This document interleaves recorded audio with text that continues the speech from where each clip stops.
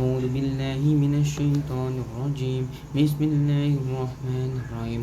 الحمد لله رب العالمين الرحمن الرحيم مالك يوم الدين إياك نعبد وإياك نستعين اهدنا الصراط المستقيم صراط الذين أنعمت عليهم غير المغضوب عليهم ولا الضالين رب اغفر لي ولوالدي وللمؤمنين آمين.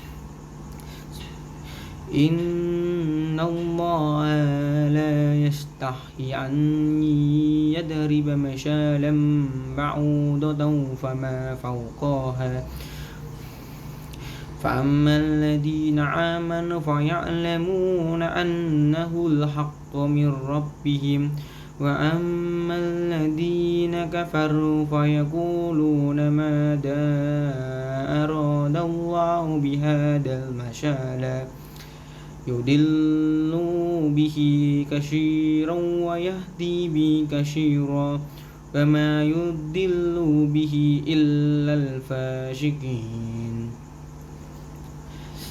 Artinya, sesungguhnya Allah tidak segan membuat perumpamaan seekor nyamuk atau yang lebih kecil daripada itu.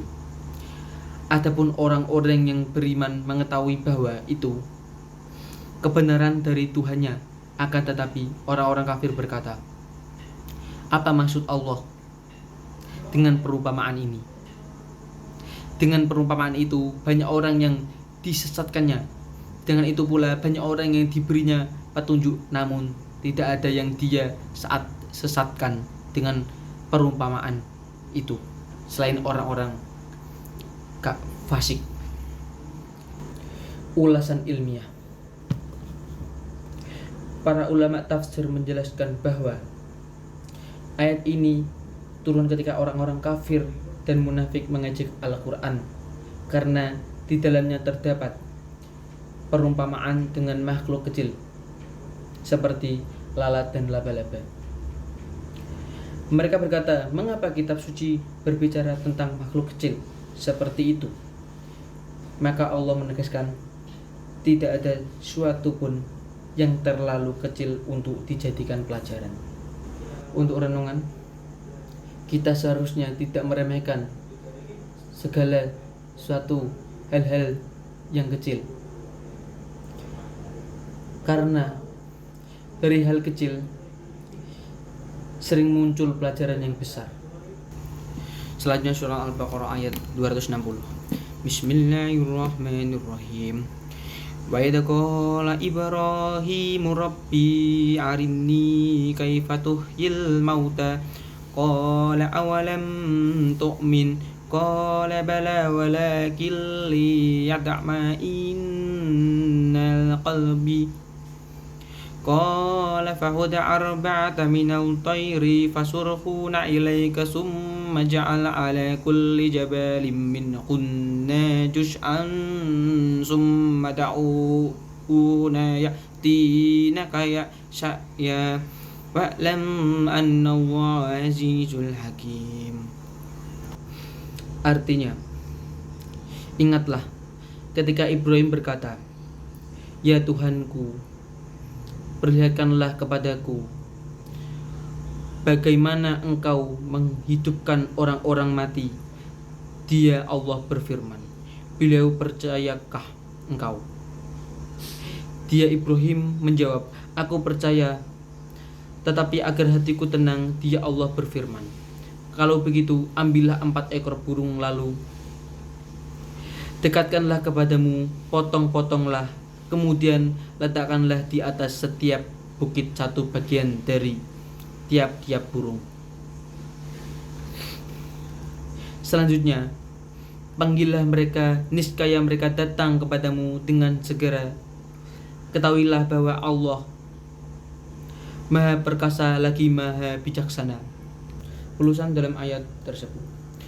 Ayat ini diriwayatkan dalam surah Al-Baqarah ayat 260.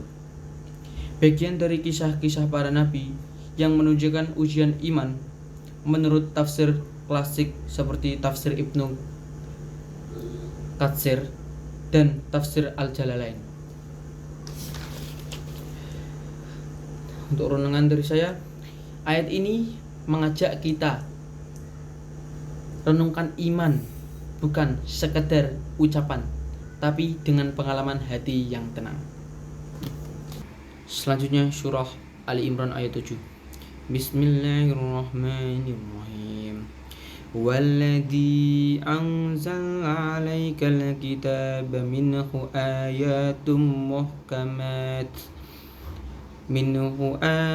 muhkamatun hunna umul kitabil wa ukharru mutasyabihat.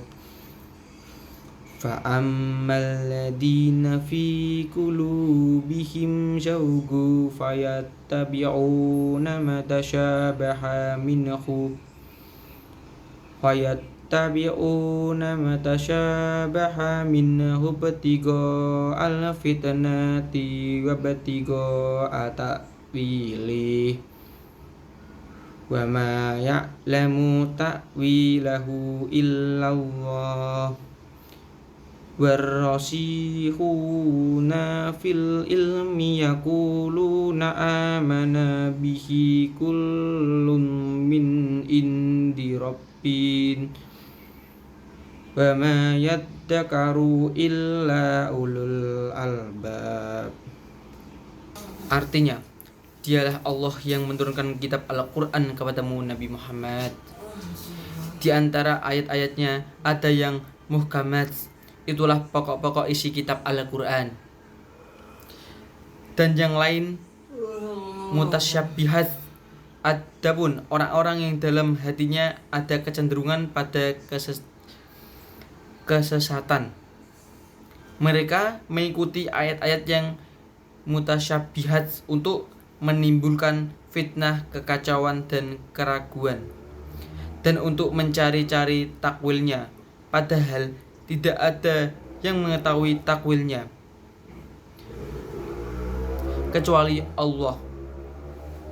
Orang-orang yang ilmunya mendalam berkata, kami beriman kepada Al-Quran, semuanya dari Tuhan kami, tidak ada yang dapat mengambil pelajaran kecuali ulul albab. Ulusan ilmiah dalam surah Ali Imran ayat 7, yaitu membahas klasifikasi ayat-ayat Al-Quran menjadi dua kategori utama. Yang pertama ada muhkamat, dan yang kedua ada mustahbihat. Yang pertama, muhkamat, ayat-ayat tegas, jelas, dan menjadi dasar hukum utama kitab. Dan mustahbihat, ayat-ayat yang mirip atau samar maknanya, seperti metaforis atau mendalam. Menurut tafsir klasik seperti tafsir Jalalain dan tafsir Ibnu Katsir, muhkamat adalah fondasi syariat, misalnya ayat perintah, sholat, dan zakat. Sementara